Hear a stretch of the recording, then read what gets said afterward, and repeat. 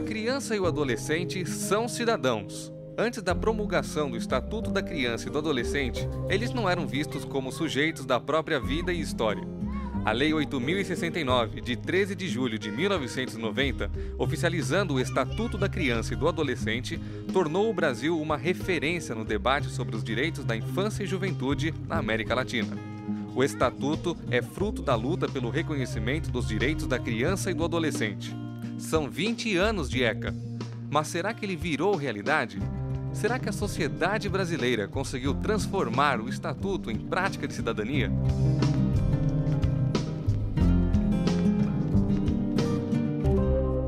A criança era um ser existente, mas não tinha na concepção a ideia de sujeito. Era um sujeito inexistente. Em consequência, viajar 15 quilômetros para chegar numa escola, tudo bem. Morrer nas maternidades à vontade, tudo bem. Trabalhar 14 horas por dia, é isso aí. Portanto, é a inexistência de um sujeito da história que permitia uma concepção tão desastrosa. Nós tínhamos aqui um processo de trabalho chamado Educação de Rua, e eu me recordo das crianças desenhando na Praça Matriz. O que eles queriam? Qual era a expectativa deles? Eles desenhavam casa, desenhavam escola, desenhavam praça. Isso que eles desenhavam lá atrás, nós conquistamos no ECA, enquanto uma lei que realmente muda a concepção na nossa realidade brasileira e propõe nova ordenação. Outra coisa importante com o Estatuto é os conselhos, né? Você tem Conselho da Criança e Adolescente, que fala dos direitos da criança e adolescente, e você tem os conselhos tutelares. O PROCON das crianças é o conselho tutelar. O PROCON é uma coisa que pegou, mexeu no bolso, a população, a sociedade aciona o PROCON. E exatamente essa luta nossa é que a população brasileira, a sociedade brasileira e as próprias crianças acionem o Conselho Tutelar. Ele é o zelador, é ali que chega a primeira denúncia, é ali que chega quantas crianças estão procurando creche, é ali que chega quantas crianças foi violadas sexualmente, é ali que chega as dificuldades socioeconômicas das famílias. O Conselho Tutelar, na verdade, sistematicamente ele é uma pesquisa itinerante, permanente de informações sobre a infância em qualquer cidade brasileira.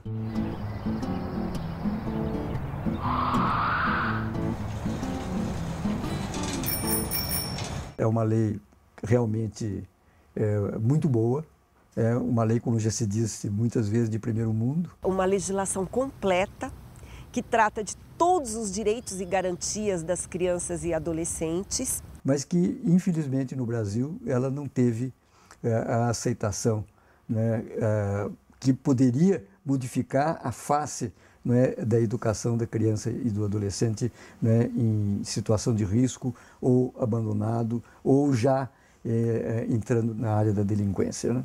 Fazer com que pessoas façam com que aquela legislação que está prevista no Estatuto seja efetivamente concretizada. Os órgãos públicos façam as políticas públicas, obedeçam os dispositivos legais constantes do Estatuto da Criança e do Adolescente. Nós ainda não conseguimos erradicar de vez o trabalho infantil, apesar de termos implantados programas de combate a esse problema. A questão da violência sexual de crianças e adolescentes.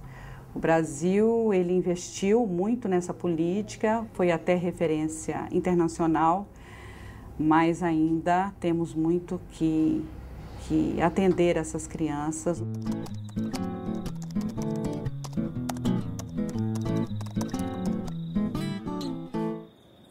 Essa nova ordenação que o ECA requer exige muito uma mudança de subjetividade, que eu diria uma mudança de cultura, que é aquela cultura do favor, muito presente na nossa história do Brasil e da América Latina. A garantia de novas relações entre saber e poder, inclusive mexendo com as estruturas que perpetuam a forte desigualdade social, política e econômica que nós possuímos. Tem ainda a marca da cultura assistencialista e tutelada. Elas precisam de trabalhar essas crianças e adolescentes sob um novo olhar que o Estatuto preconiza nos seus diversos enunciados. E também a violência praticada contra o adolescente e a violência cometida pelo adolescente. Ainda é um vácuo que nós temos ainda que cumprir nesta lei.